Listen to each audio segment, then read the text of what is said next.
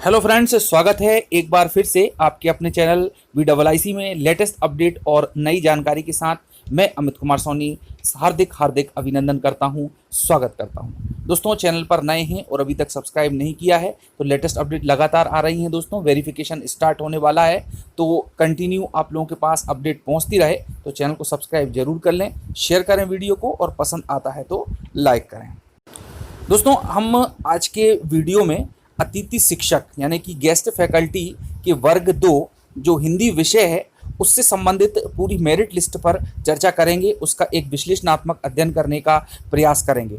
दोस्तों, कई बार जो है पूछा जा रहा है प्रश्न फेसबुक पर, व्हाट्सएप पर कि भाई हमारे इतने नंबर आए हैं और इतनी रैंक है तो क्या होगा या नहीं होगा। तो दोस्तों, इस वीडियो में पूरे के पूरे डाउट्स आप लोगों के मिट जाएंगे और किसी भी प्रकार की कोई दिक्कत नहीं आएगी। बिल्कुल क्लियर स्थिति सामने आ जाएगी कि हम कहाँ पर हैं मेरिट लिस्ट में। और दोस्तों, चूंकि जैसा कि सबको पता है कि DPI ने अपनी पूरी लिस्ट जारी कर दी, उनकी मेरिट लिस्ट भी आ चुकी है, ठीक है ना। और उसी मेरिट लिस्ट के आधार पर जो कि PV ने जारी की है और जिसमें आपका जहां पर जिस स्थिति में नंबर है उसी के हिसाब से जो है ट्राइबल डिपार्टमेंट भी 19 अप्रैल को अपनी लिस्ट जारी करेगा। तो दोस्तों, यहाँ पर काफ़ी डाउट बना हुआ है कि हमारा नाम आएगा या नहीं आएगा, काफ़ी उत्सुकता है। तो दोस्तों, इस वीडियो को देखने के बाद में आपको गेस्ट टीचर हिंदी विषय में, क्योंकि मैंने दोनों का कंपैरेटिव स्टडी इसमें किया है और उससे आप लोगों को पता चल जाएगा कि DPI में कितने व्यक्ति जा रहे हैं और उसके बाद में जो बचेंगे और आपकी रैंक के हिसाब से तो वो ट्राइबल के अंदर आ पा रहे हैं या नहीं आ पा रहे हैं। तो ये मैं आज पूरी बात करने वाला हूँ सिलेक्टेड कैंडिडेट के लिए। तो आइए दोस्तों,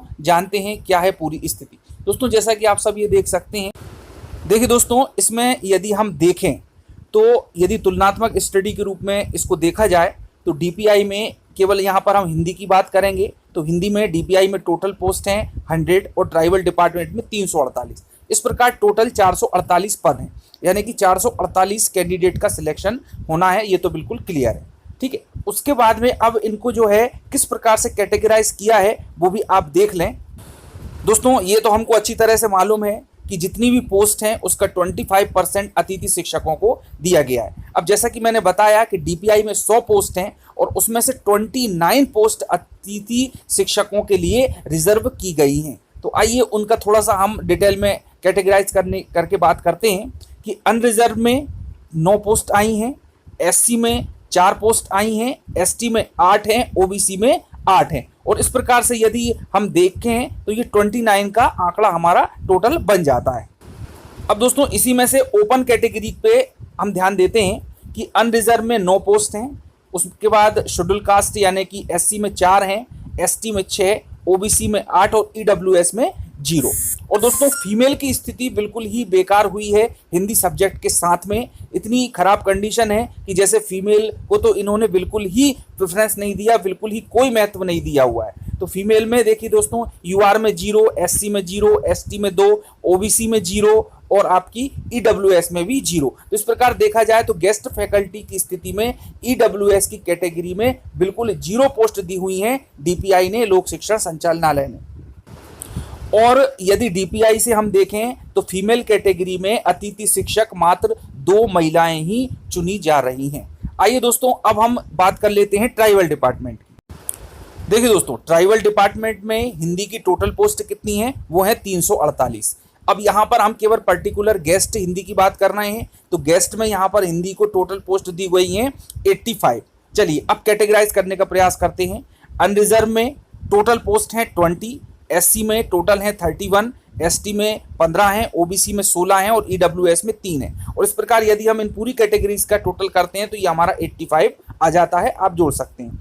उसके बाद में ओपन कैटेगरीज और फीमेल में 50% आरक्षण है, ठीक है दोस्तों। तो ओपन की बात करें तो अनरिजर्व के ओपन में 10 दी हुई हैं, SC में 16 हैं, ST में 8 हैं, OBC में 6 हैं और EWS में 2 पोस्ट हैं। और उसके बाद जो है फीमेल कैटेगरी की बात करें तो उसमें अनरिजर्व में 10 हैं, SC में 15 हैं, ST में 7 हैं, OBC में 10 हैं और EWS में 1 हैं।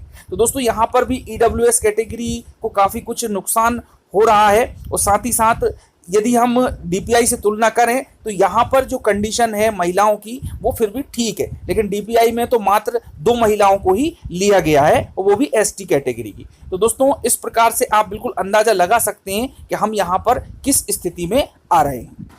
दोस्तों अब यदि हम इसका तुलनात्मक नंबर ऑफ पोस्ट निकालते हैं और इसको निकालने के बाद में आपको समझ में आ जाएगा आपकी रैंक के हिसाब से, पोजीशन के हिसाब से कि सिलेक्शन हो रहा है या नहीं, आप जिस किसी भी कैटेगरी में है। तो दोस्तों सबसे पहले अनरिजर्व में टोटल पोस्ट बन के आ रही हैं डीपीआई और ट्राइबल मिला करके 29। एससी कैटेगरी में टोटल आ रही हैं दोस्तों 35, एसटी कैटेगरी में 23 जो 15+8 करेंगे तो, और उसके बाद दोस्तों ओबीसी कैटेगरी में 24 हैं और ईडब्ल्यूएस में मात्र 3 पोस्ट आ रही हैं।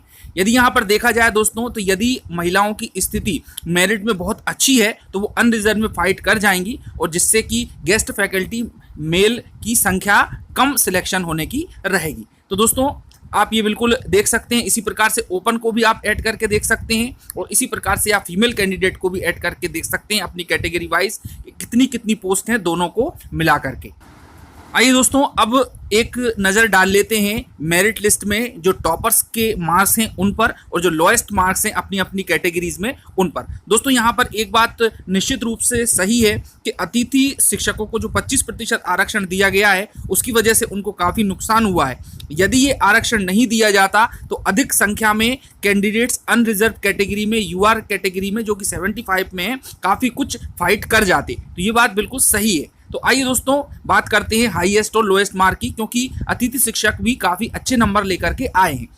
तो अनरिजर्व कैटेगरी में हाईएस्ट मार्क जो गया है वो 131.46 है और लोएस्ट में 123.16 है। एससी कैटेगरी में हाईएस्ट 120.93, लोएस्ट 117.77, एसटी में 113.73 और लोएस्ट 107.77 और ओबीसी में 123.03 और लोएस्ट गया है 120.93। तो दोस्तों आप देख सकते हैं कि हिंदी में बहुत ही हाई परसेंटेज गया है, हाई कट ऑफ गया है, लगभग 80% से ऊपर गया है यदि हम एसटी को छोड़ दें तो, जहां पर कि 107 नंबर हैं और ईडब्ल्यूएस में तो कोई पोस्ट है नहीं। तो इस प्रकार से हम कह सकते हैं कि डीपीआई ने यानी लोक शिक्षण संचालनालय में फीमेल कैटेगरी और ईडब्ल्यूएस कैटेगरी को बहुत ही नुकसान हुआ है और केवल नील के बराबर पोस्ट हैं। ये मान के चलिए कि डीपीआई ने तो कोई पोस्ट निकाली ही नहीं है और अतिथि शिक्षक को जो है 25% की वजह से भी काफ़ी नुकसान उठाना पड़ रहा है। तो दोस्तों ये एक तुलनात्मक रिव्यू था। अब इससे आप बिल्कुल आइडिया लगा सकते हैं दोनों को जोड़ करके और अपनी मेरिट पोजीशन देख करके कि हमारा यहाँ पर सिलेक्शन में होगा या नहीं होगा, नाम आएगा या नहीं आएगा। तो दोस्तों आगे भी मैं रिव्यू कर रहा हूँ और विश्लेषण कर रहा हूँ सब्जेक्ट्स का, तो वो भी आप लोगों को समय समय पर मिलता जाएगा। धन्यवाद दोस्तों, चैनल को सब्सक्राइब जरूर कर दें। जय हिंद।